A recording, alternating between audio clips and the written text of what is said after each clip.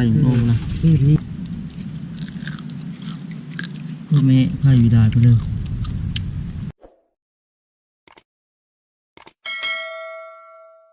สบายดีทุกคนที่ติดตามแล้วครับส้มมื้อนี้เฮากำลังสิไปหาหลอดใส่กับดักรู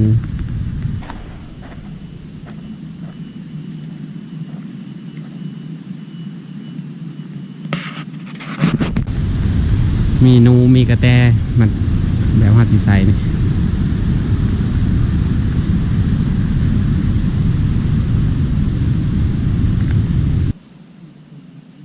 ทีมงานชุมเฮา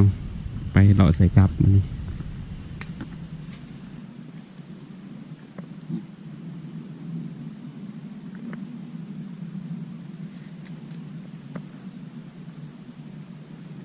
ใส่แต่ค้อนเนี่ยบ่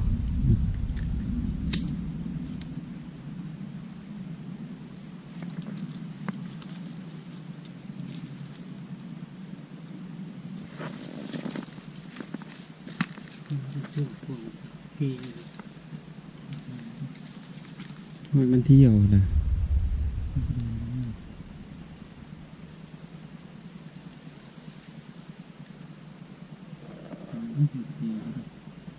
บ่เห็นบ่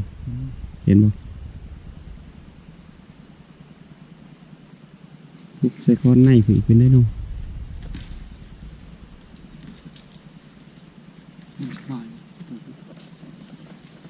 นี่นะมองซูม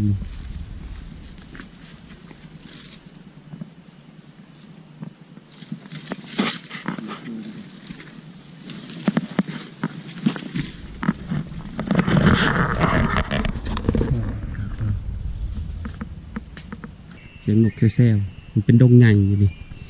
มาหาหล่อใส่กับยางมานี่ประมาณเกือบ2 ลัก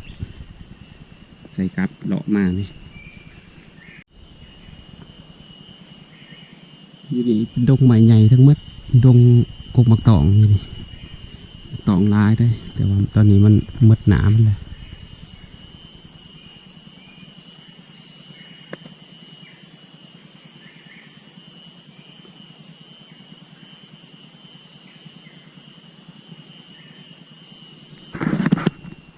มานี่นะมีแต่มากระบกเลยมากระบกลายอยู่นี่นะลนกอง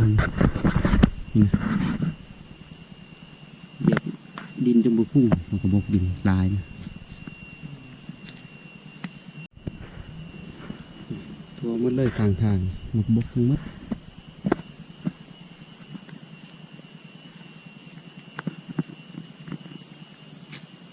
แต่ละกกนี่ลายมากระบกอยู่นี่นะดูนี่มันความลายของมันไม่แล้วครับมันจะมีหมูพวกหมูป่านี่มากินกมากระบอกกันใหญ่เท่าไรความใหญ่มันกมากระบอกแต่ละกกนี่มีแต่กกใหญ่ๆอยู่นี่นะขาดเครื่องขาดใครได้มีโต๊ะมันขาดเครื่องแล้วมันขาบเลย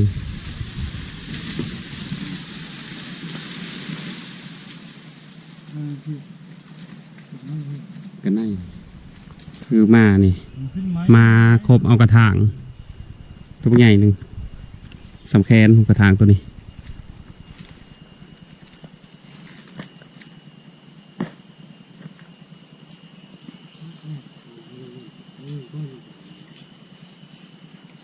ใหญ่เลยกระถางตัวนี้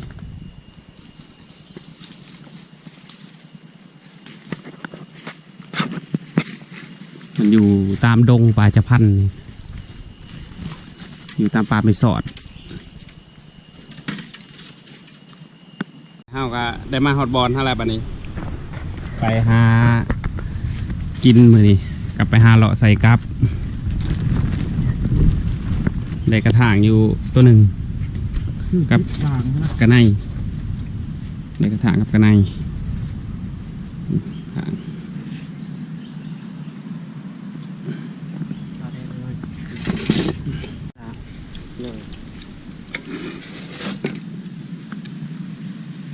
ม มันนี่ก้อยกระถางใหญ่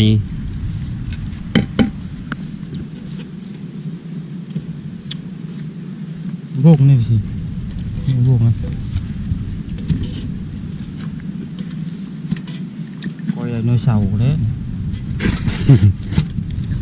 การเลี้ยงแล้ว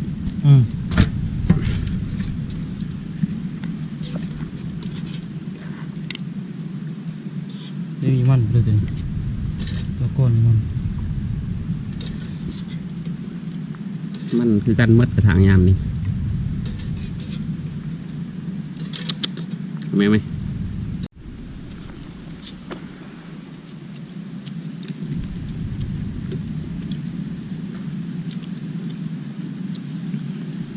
ันก็เทประมาณ3-4 โมงแล้ว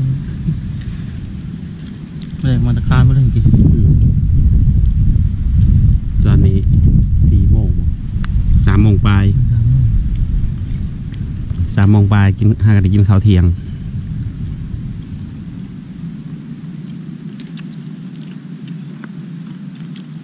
หมดน้อยหลังจากกินข้าวกินน้ำแล้วก็เอาหาอาบน้ำกันนี่เอาสิได้ลงอาบน้ำ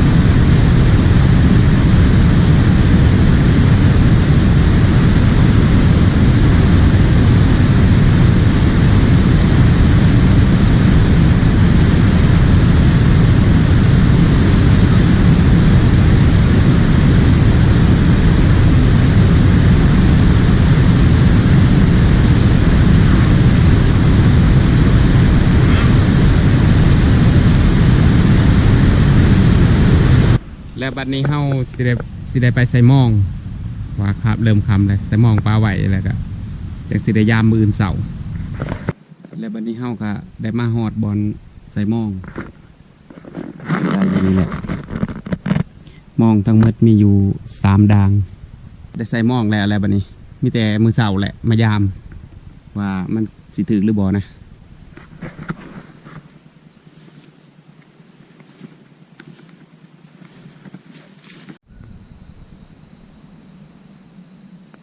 สบายดียามเสาร์ๆวันนี้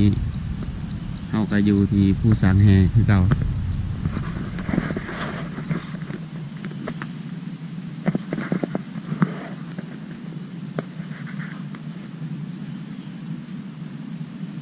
ทีมงานเรานอนทันตื่นเมื่อยแห้งเมื่อคืนไปการเด็ก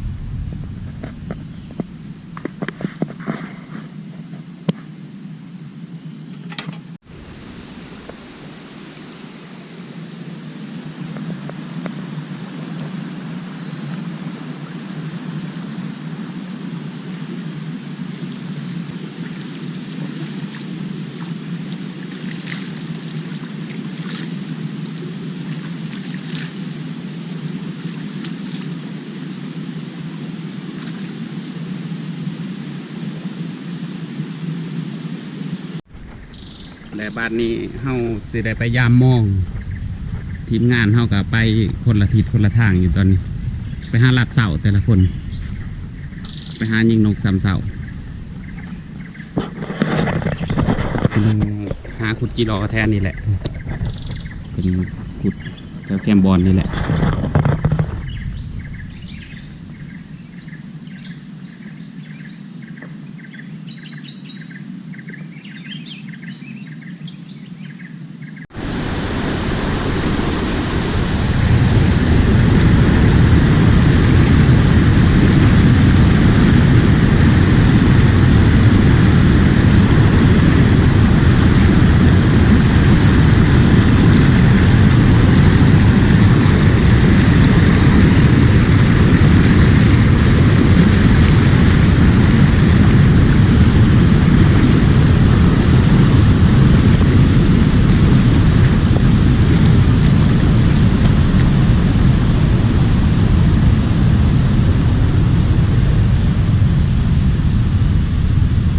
ก็ได้มาหอดมองเฮาบ่ฮู้ว่ามันสิถึกหรือบ่นะเพราะว่าใส่แถวน้ำตื่นบ่กล้าใส่ลงน้ำเลิก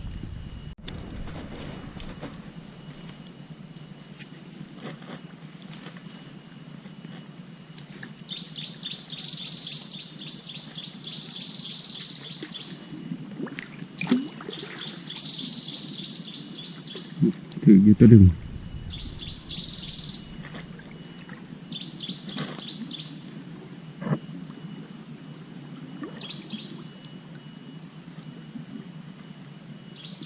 โอ้บ่ถือ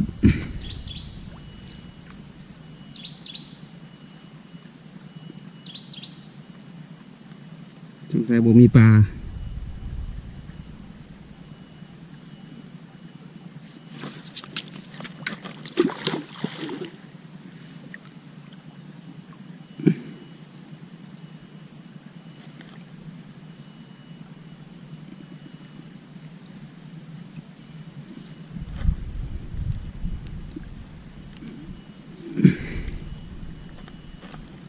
ถือปลาตัวเดียว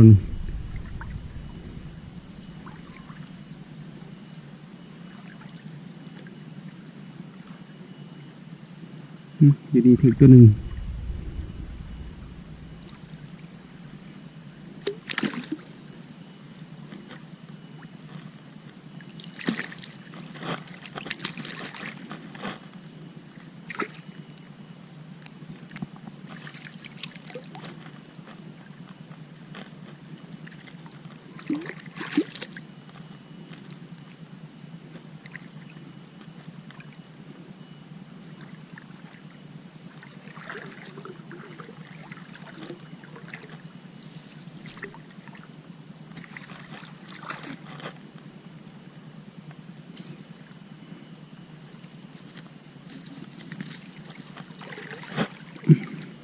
ถือปลาซองโตมองดัง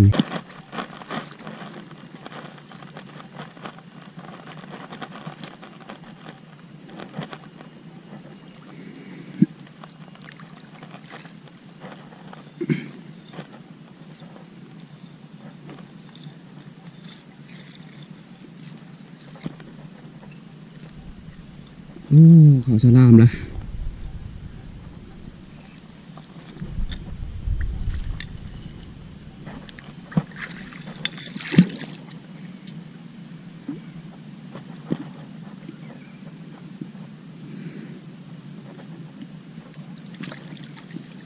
ถืออยู่หมุน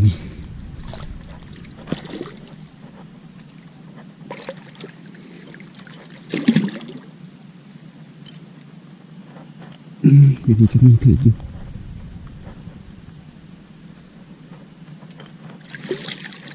นี่ปลานี่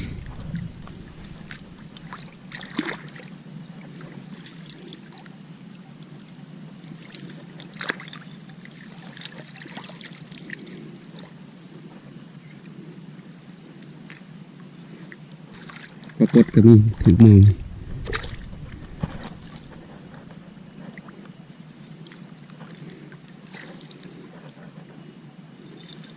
อยู่นี่มีแต่ปลาตองก็คือใบตองนะ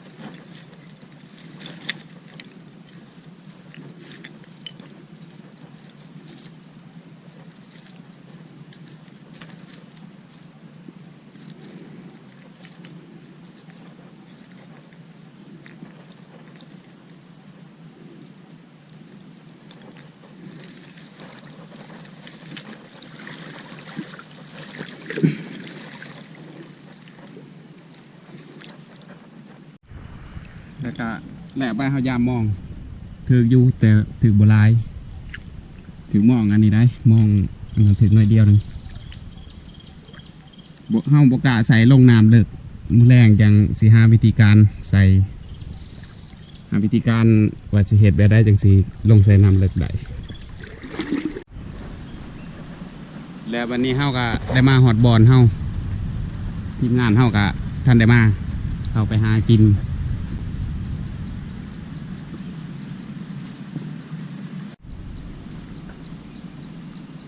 มาทีมงานเฮาไปขุดจิรอ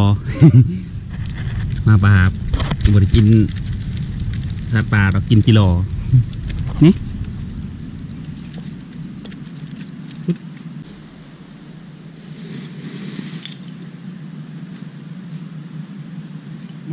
มองหน่อยนี่บ่ถือจ้ะบ่คือมองใหญ่นะถือ ตาลุงเจียวบังนี่โน่ มันได้เห็ดแค่มันได้เห็ดแค่อะไรใส่ลงใส่เลย กระบังนั่นเนาะนี่นึงเนาะกระดุกอีกนึงเนาะ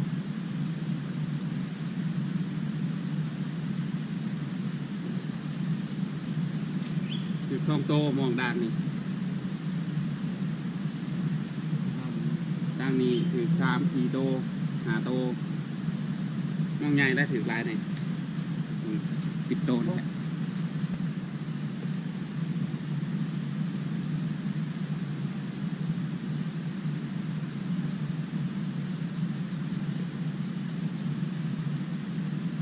บ้านนี่ก็คือบ้านโฮม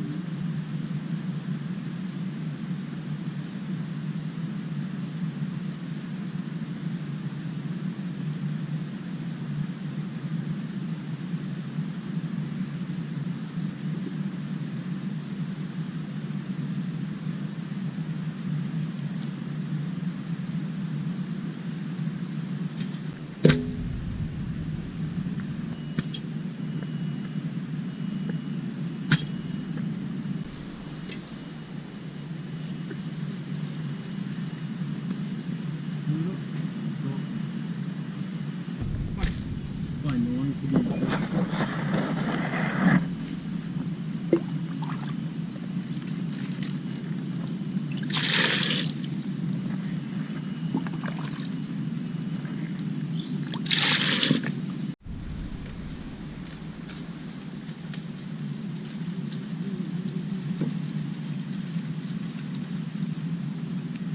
มื้อนี้ขัวจิรอกับปิ่งปลาชอบพริกนี้เนาะ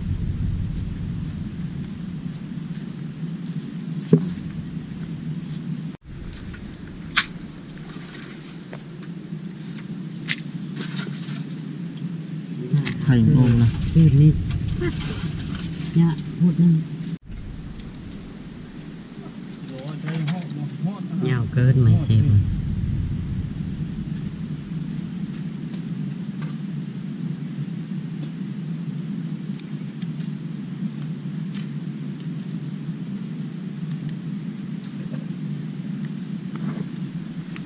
เกิดไป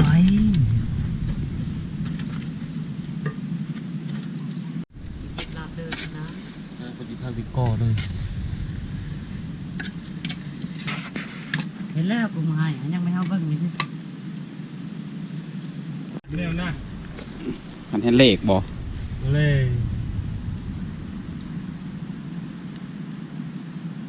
เ ถ่ายล้มเลยเฉยถ่ายมึงไอ้ล้มเลยมึงนี่น่าจะล้ม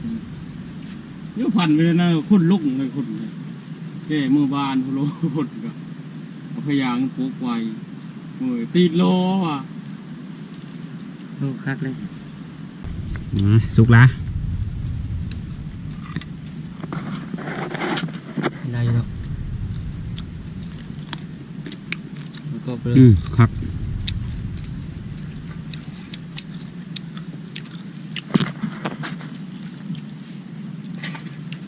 อาหารเฮามื้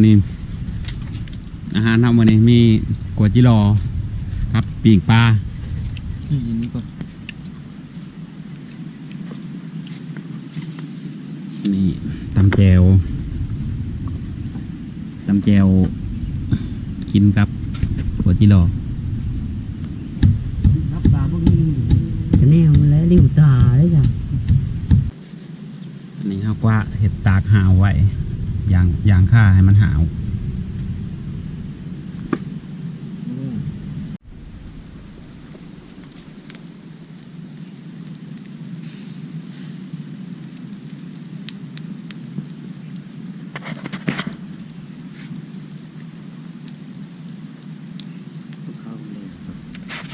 ยืดเติร์ตัวอยู่แล้ว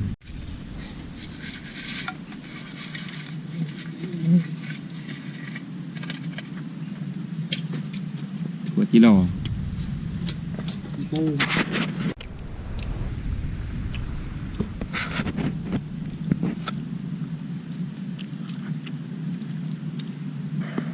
น้ำพาดลองคิ้วน้ำเพื่อเป็นน้ำหมาเลยไปเป็นพวกแม่ไพ่วิดาไปเลย ขึ้นเขาลงกันเด้อทุกคนได้นี่ลืมมันถึกปิ่งปลา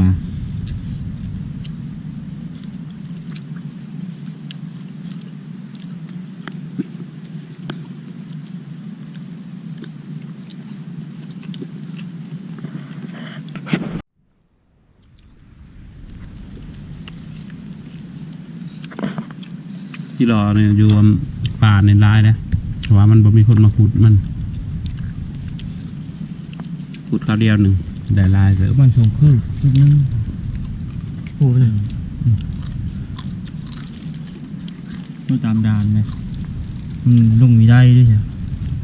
ที่เนาะ